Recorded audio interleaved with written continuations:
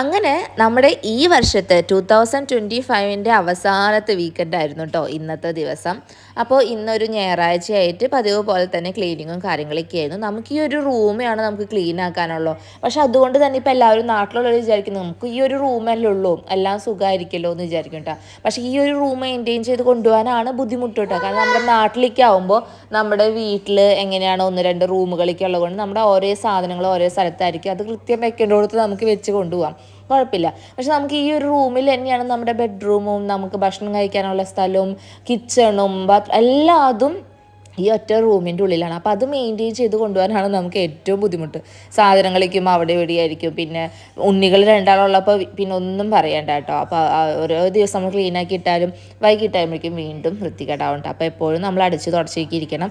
അപ്പോൾ ഇന്നും പതിവ് പോലെ തന്നെ ക്ലീനിക്കാക്കി അടിയും തുടക്കായതുകൊണ്ട് തന്നെ ഉണ്ണികൾക്ക് രണ്ടാൾക്കും ടി വി വെച്ച് കൊടുത്ത് അവരൊന്ന് സെറ്റാക്കിയിട്ടുണ്ട്. അല്ലെങ്കിൽ ഞാൻ തുടയ്ക്കുന്ന സമയത്ത് അങ്ങോട്ടും ഇങ്ങോട്ടും കൊടുക്കേണ്ടി നടന്നു കഴിഞ്ഞാൽ പിന്നെ അത് എനിക്ക് ബുദ്ധിമുട്ടായിരിക്കും. അപ്പം ഞാൻ എന്ത് ചെയ്തു, രണ്ടാൾക്കും ടി വി വെച്ച് സോഫയിലിരുത്തി തുടയ്ക്കും കഴിഞ്ഞ് ഉണങ്ങിയതിന് ശേഷം നിലത്ത് ചവിട്ടാൽ മതി എന്ന് പറഞ്ഞിട്ടുണ്ട് കേട്ടോ. ചേട്ടന് ഡ്യൂട്ടി ഉണ്ടായിരുന്നു കേട്ടോ. അപ്പോൾ ചേട്ടൻ ഒരു 5 മണി ആയപ്പോൾ തന്നെ ചേട്ടൻ്റെ ഒരു മെസ്സേജ് വന്നിട്ടുണ്ടായിരുന്നു, വിശന്നിട്ട് വരുന്ന കറിയും ചോറിക്കായോ എന്ന് ചോദിച്ചിട്ട്. കറി ഓൾറെഡി ഞാൻ ആക്കിയിട്ടുണ്ടായിരുന്നു കേട്ടോ. നമ്മുടെ ചെമ്മീൻ കറിയാണ് ആക്കിയത്. ഉണക്ക ചെമ്മീൻ മീൻ കറി പോലെ തക്കാളിയും സവാളയൊക്കെ ഇട്ടിട്ട് ഒരു ചാറ് കറിയാണ് കേട്ടോ വെച്ചത്.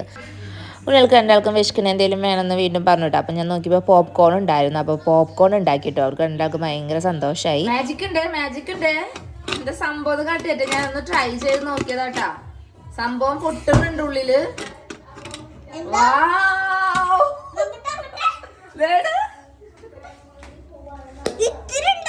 വിചാരിച്ചില്ല അമ്മ ഇത് ബട്ടർ ആട്ടാ. ബട്ടറും സാൽറ്റ് ഇട്ടിട്ട് ഞാൻ വെറുതെ